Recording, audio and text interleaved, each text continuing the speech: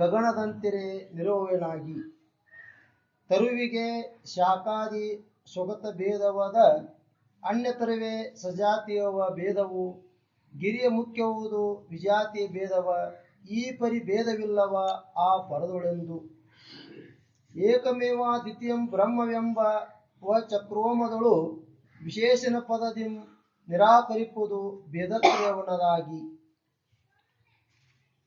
ಚಿತ್ತೇಕ V ಜಗದುದಕ್ಕೆ ಮೊದಲು ಉಳುಮೆಗೆ ಪರತಾಗಿ ಪರಮಾರ್ಥವೆನಿಸಿ ಕೊಂಡುಳುಮೆ ಒಂದಿಲ್ಲ ಮೆಲ್ಲಿ ನೋಡಲು.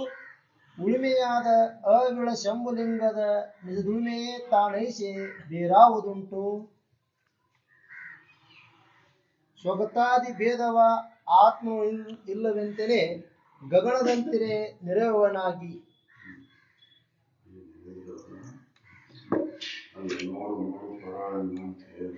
ಪರವಸ್ತುವನ್ನು ಹೆಂಗೈತಿ ಅಂತ ಅದನ್ನು ತಿಳಿಸ್ಕೊಡ್ತಾರೆ. ಪರವಸ್ತು ಏಕಮೇವಾದಿತ್ಯಂ ಬ್ರಹ್ಮ. ಏಕಮೇವ ಅದ್ವಿತೀಯಂ ಬ್ರಹ್ಮ ಅನ್ನುವಂಥ ಸ್ತುತಿ ಆಧಾರವನ್ನು ಇಟ್ಕೊಂಡು ಇಲ್ಲಿ ಅವರು ವಿವರಣೆ ಮಾಡ್ತಾರೆ. ಬ್ರಹ್ಮ ಅಂದ್ರೆ ಹೆಂಗೈತಿ ಅದು. ಅಲ್ಲಿ ಬ್ರಹ್ಮಕ್ಕೆ ಸ್ವಗತ ಸಜಾತಿ ವಿಜಾತಿ ಭೇದಗಳು ಇಲ್ಲ ಅಂತ ಹೇಳ್ತಾರೆ. ಏಕಂದ್ರೆ ಒಂದ ಏ ಒಂದು ಅದ್ವಿತೀಯ ಅಂದ್ರು ಒಂದ, ಅದು ಬ್ರಹ್ಮ ಐತಿ. ಏಕಮೇವಾದಿತ್ಯ ಬ್ರಹ್ಮ ಅದು ಶ್ರುತಿ ಒಂದು ಇದನ್ನ ಇಟ್ಕೊಂಡು ಇಲ್ಲಿ ಅವು ಸ್ವಗತಾದಿ ಭೇದಗಳು ತನಗಿಲ್ಲ, ಆತ್ಮನಿಗಿಲ್ಲ. ಅದು ಎಲ್ಲೈತಿ ತೋರಿಕೆಗೈತಿ, ಇರುವಿಕೆಗೆ ಇಲ್ಲ. ಇರುವಿಕೆಯನ್ನು ಯಾವುದರಿಂದಲೂ ಭೇದ ಮಾಡಕ್ ಬರೋದಿಲ್ಲ ಅಂತ ಅದನ್ನು ತಿಳಿಸ್ಕೊಡ್ತಾರೆ. ಪರವಸ್ತು ಅಂದ್ರೆ ಅದ ಎಲ್ಲಿ ಭೇದ ಇಲ್ಲೋ ಅದು ಪರ ಐತಿ. ಜಗತ್ತಿನ ಈ ಎಲ್ಲವನ್ನು ನೋಡಿದ್ರೆ ಎಲ್ಲವೂ ಭೇದದಿಂದ ಕೂಡ. ಆ ಪರವಸ್ತು ಅಂದ್ರೆ ಭೇದ ಇಲ್ಲ ಅಲ್ಲಿ, ಅದು ಎಲ್ಲದಕ್ಕೂ ಆಧಾರ ಐತಿ ಅಂತ. ಅದಕ್ಕೆ ಅದು ಹಿಂಗೈತಿ ಅನ್ನೋ ಸಲ ಪರವಸ್ತುವಿನ ಬಗ್ಗೆ ತಿಳುವಳಿಕೆಯನ್ನು ಮಾಡಿಕೊಡಕ್ಕೆ ಹೇಳ್ತಾರೆ. ಅದಕ್ಕೆ ಸ್ವಗತನೂ ಇಲ್ಲ, ಸಜಾತಿನೂ ಇಲ್ಲ, ವಿಜಾತಿ ಭೇದಗಳು ತನಗಿಲ್ಲ. ಇವ್ರ ಹಿಂದಾದ್ರೂ ಕೂಡ ಹೇಳಲ್ಲ, ಇವು ಸಹಜವಾಗಿ ತನಗಿಲ್ಲದ ಕಾರಣದಿಂದ ತಾನು ಅಖಂಡಿತ ಅನ್ನೋದನ್ನ ಹಿಂದೆ ಹೇಳ್ಯಾರ. ಅದನ್ನ ಮತ್ತೀಗ ಇನ್ನೂ ವಿವರಣೆ ಕೊಟ್ಟು ಹೇಳ್ತಾರೆ. ಸ್ವಗತ ಅಂದ್ರೆ ಎದಕ್ಕಂತಾರ, ಸಜಾತಿ ಭೇದ ಎದಕ್ಕೈತಿ, ವಿಜಾತಿ ಭೇದ ಎದಕ್ಕೈತಿ ಅನ್ನೋದನ್ನ ಹೇಳ್ಕೊಡ್ತಾರೆ. ನಾವು ಭೇದದಿಂದನ ಕಾಲ ಕಳಿತೇವೆ, ಭೇದದೊಳಗೆ ಕಾಲ ಕಳಿತೇವೆ. ನಿಜವಾಗಿ ನೋಡಿದ್ರೆ ಭೇದ ಇಲ್ಲ. ನಾವು ಆಕಾರ ನೋಡ್ತೇವೆ ಅಂತ ಭೇದ ಮಾಡತ್ತೇವೆ. ಆ ಆಕಾರವನ್ನು ತೆಗೆದುಹಾಕಿ ನೋಡಿದಾಗ ಭೇದ ಇಲ್ಲ ಅಂತ. ಬಂಗಾರ ಒಂದ ಐತಿ, ಅದ ಒಂದ ಬಂಗಾರನ ಒಂದು ಉಂಗುರ ಆಗೈತಿ, ಒಂದು ಕಡಗ ಆಗೈತಿ, ಒಂದು ಸರ ಆಗೈತಿ, ಒಂದು ಕಿವ್ಯಾಂದ ಆಗೈತಿ, ಒಂದು ಮೂಗನಂದ ಆಗೈತಿ. ಆದ್ರೆ ನಾವು ಭೇದ ಎದಕ್ ಮಾಡಾಕತ್ತೇವು, ಇದು ಮೂಗನಂದು, ಇದು ಕಿವ್ಯಾಂದು, ಇದು ಕೈಯಂದು, ಇದು ಕೊಳ್ಳಂದು ಅಂತ ಎದಕ್ ಮಾಡಾಕತ್ತೇವು, ಆಕಾರ ನೋಡಿ ಮಾಡಾಕತ್ತೇವು. ಅದ ಆಕಾರ ನೋಡಿ ಭೇದವನ್ನು ಮಾಡಾಕತ್ತೇವು. ಆದ್ರೆ ಇರುವಿಕೆ ನೋಡಿದ್ರೆ ಭೇದ ಇಲ್ಲ. ಬಂಗಾರ ಒಂದ ಐತದ, ಎಲ್ಲ ಆದಾಗೂ ಬಂಗಾರ ಒಂದ ಐತದ. ಹಂಗ ಈ ಇದು ತೋರಿಕೆ ಅನೇಕ ನಮೂನಿ ಬಗೆ ಬಗೆಯಾಗಿ ಕಂಡ್ರು ಕೂಡ, ಈ ತೋರಿಕೆ ಒಳಗೆ ಅನೇಕ ನಮೂನಿ ವಸ್ತುಗಳಿದ್ರು ಕೂಡ, ಸಾಮಾನುಗಳಿದ್ರು ಕೂಡ, ಅದಕ್ಕೆ ಆಧಾರವಾಗಿರುವಂತ ವಸ್ತು ಒಂದೈತಿ. ಅದ ಪರ, ಅದ ನೀನೈತಿ ಅಂತ ಶ್ರುತಿಗಳೆಲ್ಲ ಹೇಳ್ತಾವು ಅಂತ ಅದನ್ನ ಹೇಳ್ತಾರೆ. ಇವು ನಾವು ಸಜಾತಿ ಭೇದ, ವಿಜಾತಿ ಭೇದ, ಸ್ವಗತ ಭೇದ ಮಾಡಿಕೊಂಡು ದುಃಖಿತರಾಗಿರುವ ಆ ದುಃಖವನ್ನು ಕಳ್ಕೋಬೇಕಂದ್ರೆ ಈ ಭೇದಗಳನ್ನು ತೆಗೆದುಹಾಕಿದಾಗ ದುಃಖ ನಿವೃತ್ತಿ ಆಕೈತಿ ಅನ್ನೋ ಸಲುವಾಗಿದ್ದ ಅದನ್ನ ವಿವರಣೆ ಮಾಡಿ ಹೇಳ್ತಾರೆ.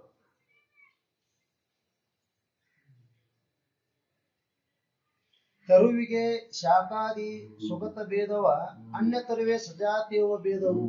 ತರುವಿಗೆ ಸ್ವಗತ ಭೇದ ಅಂದ್ರೆ ಗಿಡದೊಳಗೆ ಟಂಗಿ, ಕುಡಿ, ಎಲಿ ಇವು ಸ್ವಗತ ಭೇದ.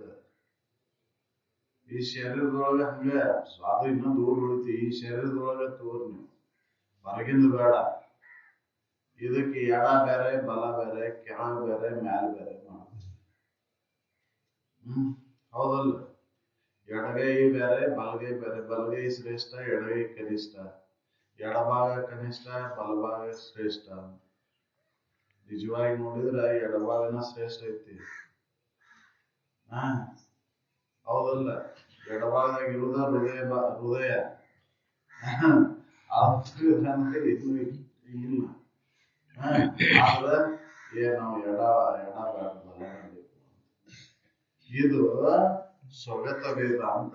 ಈ ಶರೀರದೊಳಗೆ ಭೇದವನ್ನು ಮಾಡುವುದು ಸ್ವಗತ ಭೇದ. ಹಂಗೆ ಈ ಶರೀರ ಗಣ್ಯವಾಗಿ ಇನ್ನೊಂದು ಶರೀರ, ಈ ಶರೀರ ಬೇರೆ ಆ ಶರೀರ ಬೇರೆ. ಇದು ಸಜಾತಿ ಭೇದ. ಅಂದ್ರೆ ನಮ್ಮ ಮನುಷ್ಯರ ಶರೀರದೊಳಗೆ ಅನೇಕ ನಮ್ಮಲ್ಲಿ ಭಿನ್ನ ಭಿನ್ನ ಅದಾವು. ಅಲ್ಲಿ ಭೇದ ಮಾಡಾಕತ್ತೇವೆ. ಒಂದು ಕರಗೈತಿ, ಒಂದು ಬೆಳಗೈತಿ, ಒಂದು ತೀರ ಬೆಳಗೈತಿ. ಇವು ಸ್ವಜಾತಿ ಭೇದಗಳು. ಇದನ್ನು ಹೊರಗಿನ ರೂಪಗಳನ್ನು ನೋಡಿಕೊಂಡು ಭೇದಗಳನ್ನು ಮಾಡಾಕತ್ತೇವೆ. ಹಂಗೆ ವಿಜಾತಿ ಭೇದ ಮಾಡೋದು. ಇದಕ್ಕೂ ಮತ್ತು ಕಲ್ಲು ಕಟ್ಟಿಗೆ, ಇದು ವಿಜಾತಿ ಭೇದ. ಇವು ಮೂರು ಭೇದಗಳು ನಿನಗೆ ಸಂಬಂಧ ಇಲ್ಲ. ಇವು ಎದಕ್ಕೆ ಸಂಬಂಧ ಅದಾವು? ಈ ಶರೀರ ತೋರಿಕೆಗೆ ಸಂಬಂಧ ಅದಾವು, ನಿನಗ್ ಸಂಬಂಧ ಇಲ್ಲ ಅಂತ ಹೇಳ್ತಾರೆ. ತೋರಿಕೆಗೆ ಸಂಬಂಧಿಸಿದ್ದು ಇವು. ಸ್ವಗತ, ಸಜಾತಿ, ವಿಜಾತಿ ಭೇದಗಳು ತೋರಿಕೆಗೆ ಸಂಬಂಧಪಟ್ಟದ್ದು. ಇವೆಲ್ಲ ನಿನಗೆ ಸಂಬಂಧಪಟ್ಟದ್ದಲ್ಲ, ಪರವಸ್ತುಗಳಿಗೆ ಸಂಬಂಧಪಟ್ಟದ್ದಲ್ಲ. ನಾವು ಶ್ರೇಷ್ಠ ವಸ್ತು ನೋಡುವಲ್ಲಿ ನಾವು ಶ್ರೇಷ್ಠ ವಸ್ತು ನೋಡಿದಾಗ ಮೋಸಕ್ಕೆ ಒಳಗಾಗುವುದಿಲ್ಲ. ಆಕಾರಗಳನ್ನು ನೋಡಿದಾಗ ಮೋಸಕ್ಕೆ ಒಳಗಾಗ್ತದೆ. ಆಭರಣಗಳನ್ನ ನೋಡಿ ಆಕರ್ಷಿಸುತ್ತೇವೆ ನಾವು, ಅದಕ್ಕೆ ಮೋಸಗಳ ಒಳಗಾಕ್ಯವು. ಆದ್ರೆ ಶುದ್ಧತೆ ಕಡೆ ಲಕ್ಷ್ಯ ಕೊಟ್ರೆ ಬಂಗಾರ ಎಷ್ಟೈತಿ ಅದ್ರೊಳಗೆ ಪ್ರಮಾಣ ನೋಡಿದ್ವ ಮೋಸಕ್ಕೆ ಒಳಗಾಗುದಿಲ್ಲ. ಈ ಆಭರಣ ಚೆನ್ನಾಗೈತಿ, ಸುಂದರವಾಗಿ ಕಾಣ್ತೈತಿ ಇದು ಅಂತ ನೋಡಿದ್ವಿ ಅಂದ್ರೆ ಅದ್ರ ಮಿಕ್ಸ್, ಅದ್ರೊಳಗೆ ಎಷ್ಟು ಮಿಕ್ಸ್ ಆಗೈತೆ ಗೊತ್ತಾಗೋದು. ಮೋಸಕ್ಕೆ ಒಳಗಾಗೋದು ತೋರಿಕೆಯನ್ನು ಬೆನ್ನತ್ತಿದಾಗ. ಇರುವಿಕೆಯನ್ನು ಬೆನ್ನತ್ತಿದಾಗ ಮೋಸಕ್ಕೆ ಒಳಗಾಗೋದಿಲ್ಲ. ಆ ಇರುವಿಕೆ ಜ್ಞಾನವನ್ನು ಮಾಡಿಕೊಂಡಾಗ ಎಂದೂ ಮೋಸಕ್ಕೆ ಒಳಗಾಗುದಿಲ್ಲ. ಭಕ್ತಾರ ಎಂದೂ ಮೋಸಕ್ಕೆ ಒಳಗಾಗುದಿಲ್ಲ. ಅವ್ರು ಏನ ನೋಡಿ ವ್ಯಾಪಾರ ಮಾಡ್ತಾರ? ಬಂಗಾರ ನೋಡಿ ವ್ಯಾಪಾರ ಮಾಡ್ತಾರ ಹೊರತಾಗಿ ಆಭರಣ ನೋಡಿ, ಆಕಾರ ನೋಡಿ ವ್ಯಾಪಾರ ಮಾಡೋದಿಲ್ಲ ಅವ್ರು. ಅದ್ರೊಳಗೆ ಎಷ್ಟು ಶುದ್ಧತೆ ಐತಿ, ಎಷ್ಟು ಮಿಕ್ಸ್ ಐತಿ ಅನ್ನೋದನ್ನ ನೋಡಿ ಅವ್ರು ವ್ಯಾಪಾರ ಮಾಡ್ತಾರ. ನೀವು ಹಂಗ ಹೋಗಿ ಕೊಟ್ಟ ತಕ್ಷಣ ಅದನ್ನ ಹಂಗ ನೋಡೋದು ಇಟ್ಕೊಳೋದಿಲ್ಲ ಅವ್ರ. ಅದ್ರೊಳಗೆ ಪರೀಕ್ಷೆ ಮಾಡ್ತಾರ, ಹೊರಗಲ್ ಹಚ್ಚಿ ತಿಕ್ಕಿ ನೋಡ್ತಾರ. ಇದ್ರೊಳಗೆ ಬಂಗಾರ ಎಷ್ಟು ಪ್ರಮಾಣ ಐತಿ, ಎಷ್ಟು ಇದ್ರೊಳಗೆ ಅರಗ್ ಮಿಕ್ಸ್ ಆಗೈತಿ, ಬೇರೆ ಇನ್ನೊಂದು ಪದಾರ್ಥ ಇದ್ರೊಳಗೆ ಎಷ್ಟು ಮಿಕ್ಸ್ ಆಗೈತಿ ಅನ್ನೋದನ್ನ ನೋಡಿ ಅದಕ್ಕೆ ಬೆಲೆ ಕಟ್ತಾರ ಅವ್ರು.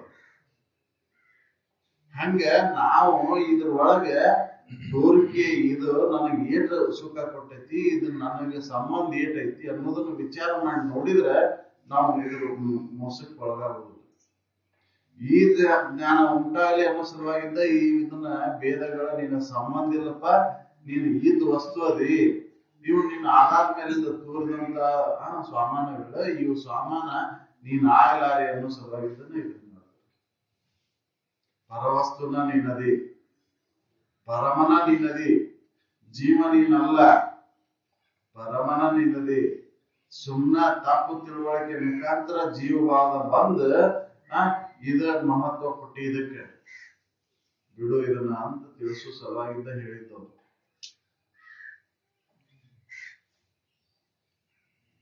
ಗಿರಿ ಮುಖ್ಯವುದು ವಿಜಾತಿ ಭೇದವ, ಈ ಪರಿ ಭೇದವಿಲ್ಲವ ಆ ಪರದೊಳೆಂದು. ಗಿರಿ ಮತ್ತು ಈ ಕಟ್ಟಿಗೆ ಇವು ವಿಜಾತಿ ಭೇದಗಳು. ಇದು ಎದಕ್ಕೈತಿ ಮುಖ್ಯ? ತೋರಿಕೆಗೆ ಐತಿ, ಇರುವಿಕೆಗಿಲ್ಲ ಅಂತ ಹೇಳ್ತಾರ. ತೋರಿಕೆ ಒಳಗೆ ಭೇದಗಳನ್ನು ಹೇಳಬಹುದು, ಆದ್ರೆ ಇರುವಿಕೆ ಒಳಗೆ ಭೇದ ಹೇಳಬಹುದು. ಒಂದ ವಸ್ತು ಐತದ, ಅನೇಕ ವಸ್ತು ಇಲ್ಲ. ಅದು ಪರ ಅಂದ್ರ ಅನೇಕ ವಸ್ತುಗಳಿಲ್ಲ, ಅಲ್ಲಿ ಒಂದ ಐತಿ. ಅಲ್ಲಿ ಭೇದವನ್ನು ಹೇಳಾಕ್ ಬರುದಿಲ್ಲ, ಯಾಕಂದ್ರೆ ಪೂರ್ಣ ಐತಿ, ವ್ಯಾಪಕ ಐತಿ. ಅದಕ್ಕೆ ಭೇದವನ್ನು ಹೇಳಾಕ್ ಬರುದಿಲ್ಲ. ಏಕಮೇವಾದ್ವಿತೀಯಂ ಬ್ರಹ್ಮ ಅಂತ ಹೇಳಿದ. ಅದಕ್ಕೆ ಬ್ರಹ್ಮ ಅನ್ನೋದು ಹೆಂಗೈತಿ ಅಂದ್ರೆ ಒಂದೈತದು, ಅದ್ರಲ್ಲಿ ಭೇದವನ್ನು ಹೇಳಾಕ್ ಬರುದಿಲ್ಲ. ಏಕಂ ಏವಂ ಅದ್ವಿತೀಯಂ ಬ್ರಹ್ಮ. ಎಲ್ಲ ಮೂರು ಸ್ವಗತ ಸಜಾತಿ ವಿಜಾತಿ ಭೇದಗಳು ಅಲ್ಲಿಲ್ಲ. ಇದನ್ನು ನೀವು ತಿಳ್ಕೋರಿ ಅನ್ಸಲ್ಲ ಅಂತ ಹೇಳ್ತಾರೆ. ಸುಮ್ಮನೆ ಭೇದ ಮಾಡ್ಕೊಂಡು ಕುಂದರ್ಬಾರ್ರಿ. ಭೇದ ಮಾಡಲ್ಲ, ಇರುವಿಕೆ ಕಡೆ ಲಕ್ಷ್ಯ ಕೊಟ್ರೆ ಅಂದ್ರೆ ನಿಮಗೆ ದುಃಖ ಆಗುದಿಲ್ಲ. ಈ ತೋರಿಕೆ ಕಡೆ ಲಕ್ಷ್ಯ ಕೊಟ್ರೆ ಅಂದ್ರೆ ನಾ ಅಂತವ, ನಾ ಹಿಂಗೆ, ನಾ ಹೆಣ್ಣು ಗಂಡು ಅನ್ನೋ ಕಡೆ ಇದಾತಂದ್ರೆ ದುಃಖ ಆಕೈತಿ. ಅದ್ರೊಳಗಿರುವಂತ ಚೈತನ್ಯ ಒಂದ ಐತಿ, ಭಿನ್ನ ಭಿನ್ನವಾಗಿಲ್ಲ. ಅದು ಪರವಸ್ತು ಭಿನ್ನ ಭಿನ್ನವಾಗಿಲ್ಲ ಅನ್ನೋ ಸಲುವಾಗಿ ಹೇಳ್ತಾರೆ. ಏಕಮೇವಾದ್ವಿತೀಯಂ ಬ್ರಹ್ಮವೆಂಬವ ಚಕ್ರೋಮದಳು ವಿಶೇಷಣ ಪದದಿಂ. ಏಕಮೇವ ಅದ್ವಿತೀಯ ಬ್ರಹ್ಮದಲ್ಲಿ ವಿಶೇಷಣ ಪದದಿಂದ ಇದನ್ನ ತಿಳ್ಕೋ ಅಂತ ಹೇಳ್ತಾರ ಅವ್ರು. ಶ್ರುತಿ ಹೇಳ್ತೈತಿ ಇದನ್ನ. ಬ್ರಹ್ಮ ಅನ್ನೋದು ಒಂದ ವಸ್ತು ಐತಿ, ಅದ ಅನೇಕ ವಸ್ತು ಇಲ್ಲ. ಬ್ರಹ್ಮ ಅಂದ್ರ ಅನೇಕ ನಮೂನೆಯಾಗಿಲ್ಲದ, ಒಂದ ಐತದ. ಹೆಂಗ ಬಂಗಾರ ಒಂದ ಐತು, ಅದ್ರ ಬಂಗಾರದ ಆಧಾರ ಮೇಲಿಂದ ಅನೇಕ ಸೊಮನಗಳು ತೋರ್ಯಾವು. ಹಂಗ ಆ ಬ್ರಹ್ಮನ ಆಧಾರದ ಮೇಲಿಂದ ಅನೇಕ ನಮೂನೆಯಾಗಿ ತೋರಾಕತ್ತೈತಿ. ಇದು ಅದು ಒಂದ ಐತಿ. ಅದು ಬ್ರಹ್ಮ ಅನ್ನೋದು ಅದ ನೀನದಿ. ಬ್ರಹ್ಮ ಅಂದ್ಕೂಡ್ಲೆ ನಾವು ಶತಮುಖ ಬ್ರಹ್ಮ ಅಂತ ನಾವು ಆಕಾರ ಕಲ್ಪಿಸ್ಕೊಂಡೇವಲ್ಲ, ಅದಲ್ಲ. ಅದು ಎಲ್ಲದಕ್ಕೂ ಆಧಾರವಾಗಿರುವಂತದ್ದು ಬ್ರಹ್ಮ ಅಂತ ಹೇಳ್ತಾರ ಅವರು. ಅದ ಎಲ್ಲ ಅದರ ಆಧಾರ ಮೇಲಿಂದ ಎಲ್ಲಾ ನಡೆದೈತಿ. ಬಂಗಾರ ತೆಗದ್ಮೇಲೆ ಈ ಆಭರಣ ಎಲ್ಲಿ ಉಳಿದೈತಿ? ಆಭರಣದೊಳಗಿನ ಬಂಗಾರ ತಕೊಂಡ್ ಬಂದ್ರೆ ಆಭರಣ ಬಂಗಾರ ಬಿಟ್ಟು ಐತೇನ ಅದ? ಹಂಗೆ ನಿನ್ನ ಬಿಟ್ಟು ಬ್ರಹ್ಮ ಇಲ್ಲ. ನೀನ ಬ್ರಹ್ಮದಿ. ನೀನ್ ಏನ್ ಹಿಡ್ಕೊಂಡ್ ಕುಂತಿ? ತೋರಿಕೆ ಶರೀರವನ್ನು ಹಿಡ್ಕೊಂಡಿ. ನಾನ್ ಇಂತವ, ನಾ ಅಂತವ ಅಂತ ನಾಮರೂಪಗಳನ್ನ ಹಿಡ್ಕೊಂಡ್ ಕುಂತಿ. ಈ ಶರೀರ ಹಿಡ್ಕೊಂಡ್ ಕುಂತಿ. ಇದು ಕೈಯಂದು, ಕಾಲಂದು, ಇದು ಕಡೆ, ಇದು ಬುಗುಡಿ, ಇದು ತೀಕಿ, ಇದು ಚಾಪ್ಲಾರ ಅಂತ ಹಿಡ್ಕೊಂಡ್ ಕುಂತಿ. ಅವನ್ನ ಅದು ಬಂಗಾರನ ಅಂತ ಇದು ಹಿಡ್ಕೊಂಡ್ ಕುಂತಿಲ್ಲ. ಎಲ್ಲಿ ಮುಟ್ಟಿದ್ರು ಬಂಗಾರನ ಮುಟ್ತಿ. ನಾ ಮುಟ್ಟಿದ್ದೇನೋ, ಚಾಪ್ಲಾರ್ ಮುಟ್ಟಿದೆ, ಕಡ್ಗ ಮುಟ್ಟಿದೆ, ಕಿವ್ಯಾನ್ ಮುಟ್ಟಿದೆ ಅಂತ ಹೇಳಾಕತ್ತಿ. ನೀ ಬಂಗಾರನ ಮುಟ್ತಿ ಎಲ್ಲಿ ಮುಟ್ಟಿದ್ರು. ಹಂಗ ಎಲ್ಲೆಲ್ಲೂ ಬ್ರಹ್ಮನ ಐತಿ. ಬ್ರಹ್ಮನ್ ಬಿಟ್ಟು ಏನು ಇಲ್ಲ. ತನ್ನ ಬಿಟ್ಟು ದೇವರಿಲ್ಲ, ಮನ ಬಿಟ್ಟು ಮಡಿಕಿಲ್ಲ ಅಂತ ಹೇಳಿದ್ರ ಸಲುವಾಗಿ ಅವ್ರು. ಎಲ್ಲೆಲ್ಲೂ ಅದ ಐತಿ. ಯಾರು ನೀ ಏನ್ ಹಿಡ್ಕೊಂಡ್ ಕುಂತಿ? ಆಕಾರ ಹಿಡ್ಕೊಂಡ್ ಕುಂತಿ, ನಾಮ ರೂಪಗಳನ್ನು ಹಿಡ್ಕೊಂಡ್ ಕುಂತಿ. ನಾಮರೂಪಗಳು ಭೇದಕ್ಕದಾವು. ಇರುವಿಕೆಗೆ ಯಾವ ನಾಮರೂಪಗಳು ಇಲ್ಲ. ದೇವರಿಗೆ ಆಕಾರ ಇಲ್ಲ, ದೇವರಿಗೆ ನಾಮ ಇಲ್ಲ. ಅದ್ರ ಕಾರ್ಯನೂ ಮಾಡೋದಿಲ್ಲ. ಅರಿವು ಇನ್ನೊಂದರಿಂದ ಅರಿವಿಸಿಕೊಳ್ಳಲಾರದು. ಅದ್ರ ಅರಿವು ಅನ್ನೋದು ಒಂದೇ ಐತಿ. ಎರಡು ಅರಿವು ಇಲ್ಲ. ಒಂದ್ ಹೆಣ್ಣಿಲ್ಲ, ಒಂದ್ ಗಂಡಿಲ್ಲ. ನಾವ್ ಏನ್ ಮಾಡ್ಕೊಂಡೆವು? ಹೆಣ್ಣ ದೇವರು ಬೇರೆ, ಗಂಡ ದೇವರು ಬೇರೆ ಮಾಡ್ಕೊಂಡೆವು. ಅದ ಅರಿವಿಗೆ ಹೆಣ್ಣು ಅಲ್ಲ, ಗಂಡೂ ಅಲ್ಲ, ಏನೂ ಇಲ್ಲ. ಅಲ್ಲಿ ಯಾವ ಲಿಂಗಗಳು ಇಲ್ಲ ಅದಕ್ಕೆ. ಯಾಕೆ? ಅದು ಪೂರ್ಣ ಐತಿ. ಅಪೂರ್ಣ ಇದ್ದದಕ್ಕೆ ಲಿಂಗಗಳದಾವು. ಅದು ಪೂರ್ಣ ಐತಿ. ಪೂರ್ಣ ವಸ್ತು ನೀನದಿ. ಅದು ಬ್ರಹ್ಮ ಅಂತ ಹೇಳ್ತಾರ ಅವರು. ಅಲ್ಲಿ ಭೇದವನ್ನ ಮಾಡಕ್ ಬರುದಿಲ್ಲ. ಅದು ಪರವಸ್ತು ಐತಿ. ಅದನ್ನ ನೀ ತಿಳ್ಕೋ ಅಂತ. ನಾವ್ ಏನ್ ತಿಳ್ಕೊಂಡೆವು? ಬ್ರಹ್ಮ ಅಂದ್ಕೂಡ್ಲೆ 4 ಮುಖ ಚೂಂಡವ ಬ್ರಹ್ಮ, 4 ಮುಖ ಚೂಂಡದ ಬ್ರಹ್ಮ ಅಂತ ತಿಳ್ಕೊಂಡ್ಬಿಟ್ಟೆವು. ಅವನ್ನ ಎಲ್ಲಾ ಸೃಷ್ಟಿ ಮಾಡ್ಯಾನ, ಅವನಿಂದ ಇದು ನಡೆಯಾಕತ್ತೈತಿ ಅಂತ ತಿಳ್ಕೊಂಡೆವು. ನಿನ್ನಿಂದನ ನಡೆಯಾಕತ್ತೈತಿ, ನೀನ ಬ್ರಹ್ಮದಿ. ಅದನ್ನ ತಿಳ್ಕೊ. ನೀನು ನೀ ಏನ್ ತಿಳ್ಕೊಂಡಿ? ನಾನೇನ್ ಬ್ರಹ್ಮಕ್ಕೇನ್ರಿ, ನಾನ ಅಂತವ, ನಾ ಇಂತವ, ನಾ ಆ ಊರವ, ಈ ಊರವ, ನಾ ಕರ್ಗದೇನಿ ಬೆಳಗದೇನಿ ಅಂತ ಶರೀರ ನೋಡಿ ಹೇಳಾಕತ್ತಿ ನೀನು. ಆ ಶರೀರ ಭಾವವನ್ನು ಬಿಟ್ಟು ನೋಡು, ನೀನ ಬ್ರಹ್ಮದಿ ಅಂತ ಹೇಳ್ತಾರೆ. ಶರೀರ ಭಾವವನ್ನು ಬಿಟ್ಟು ನೋಡು, ನೀನ ಬ್ರಹ್ಮದಿ. ನಿನ್ನೊಳಗ ಇವೆಲ್ಲ ಅದಾವು, ನೀ ತಿಳ್ಕೋವಲ್ಲಿ. ಅದಕ್ಕೆ ಈ ಖಂಡಿತವಾಗಿ ಕೃತಿ ಅಖಂಡಿತದ ಅನುಭವ ಆಗಲ್ಲ. ಈ ಶರೀರದಾಗ ಅಷ್ಟೇ ಕುಂತ್ಬಿಟ್ಟು ಇದ ನಂದು, ಇದ ನನ್ನೂರು, ಇದ ನನ್ನ ದೇಶ ಅಂತ ಇಷ್ಟರೊಳಗ ಕುಂತ್ಬಿಟ್ಟಿ. ಆದ್ರೆ ದೇಶ ಕಾಲ ವಸ್ತುಗಳಿಂದ ಅತೀತವಾದಂತ ಇರು ನೀನದಿ, ಅರಿವು ನೀನದಿ. ಈ ದೇಶ ಕಾಲ ವಸ್ತುವಿಗೆ ಒಳಪಟ್ಟಂತದ್ದು ಏನಾಕೈತಿ, ಬಾಧೆಗೊಳಪಡ್ತತಿ, ವಿಕಾರಕ್ಕೈತಿ, ನಾಶಕ್ಕೈತಿ. ಆದ್ರೆ ನಿನ್ನ ನಾಶತ್ವ ಇಲ್ಲ, ಅವಿನಾಶಿ ನೀನು. ಬ್ರಹ್ಮ ಅನ್ನೋದು ಅವಿನಾಶಿ, ಅನಾದಿ ಕಾಲದಿಂದ ಇರ್ತಕ್ಕಂಥದ್ದು, ಯಾವಾಗ್ಲೂ ಇರ್ತಕ್ಕಂಥದ್ದು, ಎಂದೆಂದೂ ಅದು ಬಾಧೆಗೆ ಒಳಪಡೋದಿಲ್ಲ. ಈಗೂ ಐತಿ, ಹಿಂದೂ ಇತ್ತು, ಮುಂದೂ ಇರ್ತೈತಿ, ಯಾವಾಗ್ಲೂ ಇರ್ತಕ್ಕಂಥದ್ದು ತ್ರಿಕಾಲ ಬಾಧಿತ ವಸ್ತು ನೀನದಿ. ಅದನ್ನ ಅನುಭವದಿಂದ ತಿಳ್ಕೊಂಡು, ಇವು ವೇದಗಳನ್ನು ಸುಮ್ಮನೆ ಕಲ್ಪಿಸ್ಕೊಂಡು ಕುಂತೀನಿ, ತೋರಿಕೆಯನ್ನು ನೋಡಿ ಹೇಳಾಕತ್ತೀನಿ. ಅದು ಬಂಗಾರ ಕಡೆ ಲಕ್ಷ್ಯ ಕೊಟ್ಟೆ ಅಂದ್ರೆ ಇವು ಯಾವ ಬಾಧೆ ತಟ್ಟೋದಿಲ್ಲ ನೀನು. ಅದಕ್ಕೆ ಇರುವಿನ ಕಡೆ ಲಕ್ಷ್ಯ ಕೊಡು, ಪರವಸ್ತುವಿನ ಕಡೆ ಲಕ್ಷ್ಯ ಕೊಡು, ಬಾಧೆ ತೋರುವುದು ನಿನಗೆ. ನಾ ಶರೀರದ ಕಡೆ ಅಷ್ಟ ಲಕ್ಷ್ಯ ಕೊಟ್ಟೇನಿ, ಅದಕ್ಕೆ ಬಾಧೆ ತೋರಾಗತೈತಿ. ಚಾಪ್ಲಾದ ಕಡೆ ಲಕ್ಷ್ಯ ಕೊಟ್ಟೇನಿ, ಅದು ಮುರಿತು, ಕೊಂಡಿ ಮುರಿತು, ಇದಾತು ಅಂತ ಹೇಳಾಕತ್ತೀನಿ. ಬಂಗಾರ ಮುರಿದಿಲ್ಲ, ಬಂಗಾರ ಇದಕ್ಕಿದ್ದಂಗ ಐತಿ. ಕೊಂಡಿ ಮುರಿದೈತಿ, ಆಕಾರ ಬಾಧ ಆತಿ, ಆಕಾರ ಬಾಧೆಗೆ ಒಳಪಡ್ತಿ. ಬಂಗಾರ ಯಾವುದು ಬಾಧೆ ಒಳಪಟ್ಟಿಲ್ಲ. ಅದನ್ನ ನನ್ನ ನಿಜ ಸ್ಥಿತಿ, ಅದು ಬ್ರಹ್ಮನೋಡು ಅಂತ ಹೇಳ್ತಾರೆ. ನಿರಾಕರಿಪುದು ಭೇದತ್ರಯವನಾಗಿ ಚಿತ್ತೇಕ ಈ ಜಗದಕ್ಕೆ ಮೊದಲು. ಅದ ಚಿತ್ತೇಕ ಐತಿ, ಅದು ಒಂದೈತಿ, ಅದ ಬ್ರಹ್ಮ ಯಾವಾಗ್ಲೂ ಐತಿ. ಹೃದಯಕ್ಕೆ ಕಾರಣ ಅದ ಆಗೈತಿ. ಬ್ರಹ್ಮ ಒಂದೈತಿ, ಅದನ್ನ ನೀ ಅನುಭವದಿಂದ ತಿಳ್ಕೋ. ಚಿತ್ತ ಒಂದೈತಿ, ಅದು ಅನೇಕ ನಮೂನೆ ಆಗಿಲ್ಲ, ವಿಕರ್ಸಲ್ಪಟ್ಟಿಲ್ಲದ. ಚಂದ ಸೂರ್ಯ ಒಬ್ಬನಾದನ, ನೀನ ಉಪಾಧಿಗಳನ್ನ ಬೇರೆ ಬೇರೆ ಇಟ್ಕೊಂಡ್ ಕುಂತಿ. ಇಲ್ಲಿ ಹರಿವಿ ಮಡಿಕೆಗಳಲ್ಲಿ ನೀರು ತುಂಬಿಟ್ಕೊಂಡ್ ಕುಂತಿ, ಅದ್ರ ಪ್ರತಿಬಿಂಬ ಇಲ್ಲಿ ಅನೇಕ ನಮೂನೆ ಆಗಿ ಬಿದ್ದೈತಿ. ಇಲ್ಲಿ ದೊಡ್ಡದ್ರ ದೊಡ್ಡದ್ ಬಿದ್ದೈತಿ, ಸಣ್ಣದ್ರ ಸಣ್ಣದಾಗೈತಿ. ಆದ್ರ ಅದು ಏನಾರ ಆಗೈತೇನ, ಬಿಂಬಕ್ಕೆ ಏನಾರ ಆಗೈತೇನ? ಪ್ರತಿಬಿಂಬ ಸಣ್ಣದು ದೊಡ್ಡದು ಆಗೈತಿ. ಅದನ್ನ ತಿಳ್ಕೊ ನೀನು.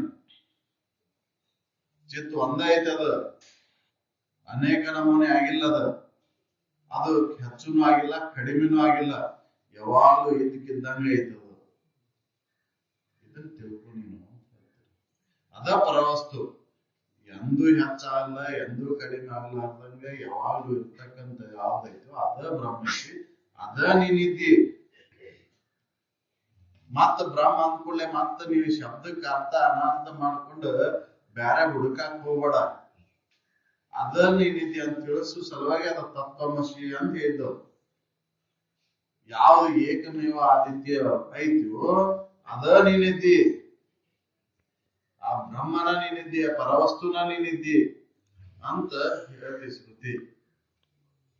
ನಾವ್ ಏನ್ ಮಾಡ್ಬಿಟ್ಟಿವ, ಬ್ರಹ್ಮ ಅಂದ್ರ ಒಬ್ಬ ಬ್ಯಾರೆ ಅದನ್ನ, ಅವನ್ ತಿಳ್ಕೋಬೇಕು, ಅವನ್ ಹೊಂದಬೇಕು, ಅವನ ಸಾಕ್ಷಾತ್ಕಾರಗೊಳಿಸ್ಕೋಬೇಕು ಅಂತ ಇದು ಏನು ಅನ್ನೋದನ್ನ ತಿಳ್ಕೊಳ್ಳಾರ್ದ ಅದನ್ನ ತಿಳ್ಕೊಳಕ್ ಬೆನ್ನ ಹತ್ತಿದ್ವು. ಇದು ಏನಂತ ತಿಳ್ಕೊಂಡ್ರ ಅದನ್ನ ನಾವಾಗಿ ಉಳಿತಿದ್ವಿ ಅನ್ನೋದು ತಿಳುವಳಿಕೆಯನ್ನು ಮಾಡ್ಕೊಳ್ಳಿ ನಾವು.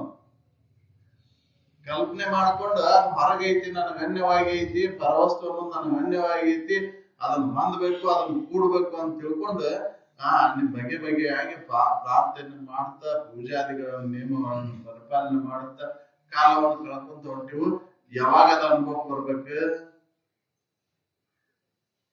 ಅನುಭವ ಬರೋದ ಇಲ್ಲ ಅಂತ ಅವನ್ನೆಲ್ಲ ಕೈ ಬಿಟ್ಟಾಗ ನಿನ್ನನ ನೀನ ಪರಿಶೀಲನೆ ಮಾಡ್ಕೊಂತ ಹೋದಾಗ ನೀನ್ ಏನನ್ನು ಖಾತ್ರಿ ಆಗುತ್ತೆ.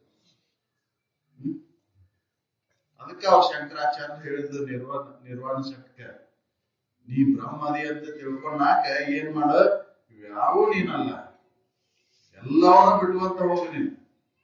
ನೀನ್ ಏನೇನು ಹೇಳ್ಕೊಂಡು ಎಲ್ಲಾ ಬಿಡುವಂತ ಹೋಗು. ಕಣ್ಣು ಕಿವಿ ಮೂಗು ನಾನಲ್ಲ, ಮನ ಬುದ್ಧಾದಿಗಳು ನಾನಲ್ಲ, ನನ್ನ ಜಾತ್ಯಾದಿಗಳು ಸಂಬಂಧ ಇಲ್ಲ, ನಾನು ಈ ತೋರಿಕೆ ನಾನಲ್ಲ, ಇರುವಿಕೆ ನಾನು ಅದನ್ನ ತಿಳ್ಕೊಂಡು ಹೋಗ. ಅವಾಗ ನಿರ್ವಾಣ ಸ್ಥಿತಿ ನಿಮ್ಮುಕ್ತಿ, ಆ ಬ್ರಹ್ಮನ ನೀನಾಗಿ ಉಳಿತಿ ಅಂತ ಅವ್ರು ಹೇಳಿದ್ರು. ನೀ ನಿತ್ಯ ಪರಿಪೂರ್ಣನಾದಿ. ಇವೆಲ್ಲ ತೋರಿ ಅಡಗ್ತಾವು. ಈ ಸ್ವರ್ಗತ ಸ್ವಜಾತಿ ವಿಜಾತಿ ಭೇದಗಳಿಂದ ಕೂಡಿದಂತ ಈ ತೋರಿಕೆ ತೋರಿ ಅಡಗ್ತದೆ. ನೀನು ತೋರದೆ ಅಡಗದೆ ಯಾವಾಗಲೂ ಇರ್ತಕ್ಕಂಥ ಅರು ನೀನದಿ.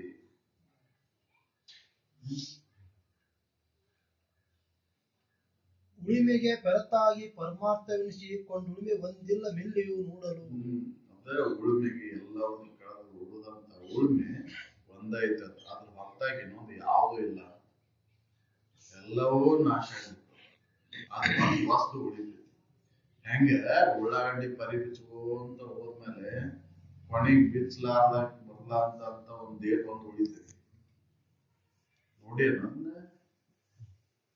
ಉಳ್ಳಾಗಡ್ಡಿ ಬಿಚ್ಚಿದ್ರು ಗೊತ್ತಾಗ್ತದ, ಪರಿ ಬಿಚ್ಕೋದು ಹೆಚ್ಚಿದ್ದೇವ್ ನಾವು, ಅದಕ್ಕೆ ಗೊತ್ತಾಗೋದಿಲ್ಲ.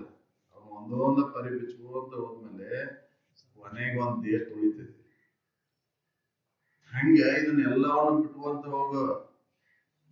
ಉಳುಮೆಗೆ ಪೆರತಾಗಿ ಉಳಿದಂತ ಉಳುಮೆ ನಿನ್ನದಿ.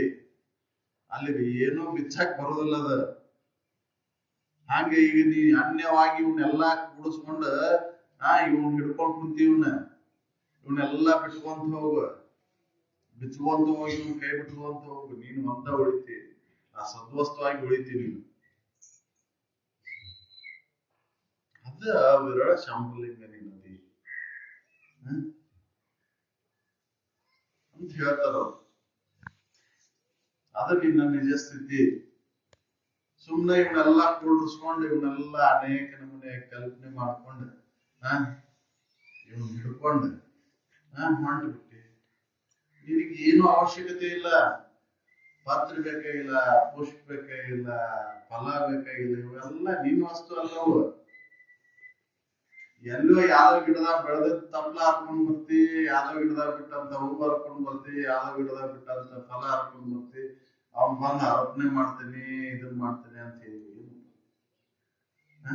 ಅದಕ್ಕೆ ನೋವಾಕೈತಿ. ಅದು ಒಂದು ಜೀವಿ. ಅದನ್ನ ಔಷಧಿಯಾಗಿ ಉಪಯೋಗ ಮಾಡ ಅಷ್ಟೇ. ಆದ್ರೆ ಅದನ್ನ ಸುಮ್ಮನೆ ದೇವರ ಹೆಸರ ಮೇಲೆ ಹರ್ಕೊಂಡ್ ಬಂದು ಅದನ್ನ ಇದನ್ ಮಾಡಕ್ ಹೋಗ. ಔಷಧಿಯಾಗಿ ಉಪಯೋಗ ಮಾಡವನ. ಪತ್ರೆಯನ್ನ ಔಷಧಿಯಾಗಿ ಉಪಯೋಗ ಮಾಡ. ಪುಷ್ಪವನ್ನ ನೀನು ಅವು ಕೂಡ ಅವು ಎದಕ್ಕೆ ಬಿಡ್ತಾವ? ಪುಷ್ಪ ಅವು ವಂಶಾಭಿವೃದ್ಧಿ ಆಗಲಿ ಅಂತ ಪುಷ್ಪವನ್ನ ಬಿಡ್ತಾವ. ಅದನ್ನ ಬಿಟ್ಕೊಟ್ಟು ಅದನ್ನ ಹತ್ತನ್ನು ಬಿಡಿ ಇಟ್ರೆ ಅಂದ್ರೆ ಏನ್ ಮಾಡೋದು? ಸುಮ್ಮನೆ ಇವೆಲ್ಲ ನಾವು ಹಿಡ್ಕೊಂಡು ಸುಮ್ಮನೆ ಅನ್ಯತಾ ಖರ್ಚು ಮಾಡ್ಕೊಂತ ದುಡ್ದಂತ ದುಡ್ಡನ್ನ ಸರಿಯಾಗಿ ಉಪಯೋಗ ಮಾಡದ ದೇವರಿಗೆ ಅಂತೇಳಿ ಹಾಳು ಮಾಡ್ತೇವೆ. ಅದರ ಅವಶ್ಯಕತೆ ಇಲ್ಲ. ದೇವರ ಅನುಭವವನ್ನು ಮಾಡ್ಕೊಳಕ ಬಾಹ್ಯ ವಸ್ತುವಿನ ಅವಲಂಬನೆ ಆಗುದು ವ್ಯರ್ಥ. ಅವನ್ ಬಿಟ್ಟ ದೇವರ ಅನುಭವ ಆಕೈತಿ, ದೇವರಾಗಿ ಉಳ್ಯಾಕ ಸಾಧ್ಯ ಐತಿ. ಹೌದಲ್ಲ? ಎದಕ್ಕೆ ಅವಶ್ಯ ಐತಿ? ಅವ್ನ ಏನ್ ಮಾಡ್ತೇವಿ? ಮತ್ ಮುಂಜಾನೆ ಅಂತ ಕೂಡಲೇ ಹೋಗಿ ತಿಪ್ಪಿಗೆ ಚೆಲ್ತೀರಿ. ಮತ್ತ ಅವ್ನ ತಿಪ್ಪಿ ಚೆಲ್ಬಾರ್ದಂತ ಯಾವ್ದ್ರ ಗಿಡಕ್ಕೆ ಹೋಗ್ತಾಕೋದು, ಹೊಳ್ಯಾಗ ಹೋಗುದು, ಅವು ಅದು ಹೊಳೆ ನೀರು ಹೊರಸಾಗಿ ಇದನ್ನು ಮಾಡೋದು. ಮತ್ತ ಅದ ಶ್ರೇಷ್ಠ ಇದ್ರೆ ಅವನೇ ಇಟ್ಕೊಂಡು ಕುಂದಿರ್ಬೇಕಿತ್ತು ಕಾಯಂ. ವಿಚಾರ ಮಾಡ್ರಿ ಅಂತ ಹೇಳ್ತಾರೆ. ಯಾಕೆ ಅಜ್ಞಾನದೊಳಗ ಕಾಲವನ್ನು ಕಳಿಯಾಕತ್ತೀರಿ? ಅಜ್ಞಾನವನ್ನು ಕಾಲ ಕಳೆದ ಸುಮ್ಮನೆ ಹಾಕಿ ಬಿಡ್ರಿ. ಇನ್ನಾರ ಸುಜ್ಞಾನಿಗಳಾಗ್ರಿ. ನೀವು ಸುಜ್ಞಾನಿಗಳಾದಿರಿ, ವಿಚಾರ ಮಾಡಿ ನೋಡಿಲ್ಲ, ಅದಕ್ಕೆ ಅಜ್ಞಾನಿಗಳಾಗಿರಿ. ವಿಚಾರ ಮಾಡಿ ನೋಡಕ್ ಪ್ರಯತ್ನ ಪಟ್ಟ ಸುಜ್ಞಾನಿನ ನೀವು ಅದಿರಿ.